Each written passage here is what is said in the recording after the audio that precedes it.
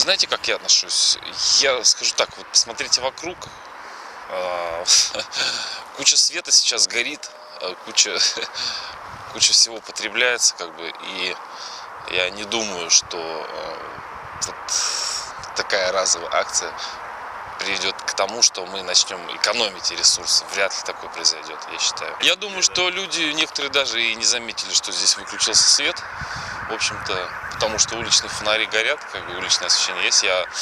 Наверняка только в самом Кремле люди заметили, что в Кремле полная темнота. А здесь на площади все так же, как и обычно. Я так думаю, что большинство никто не заметил даже.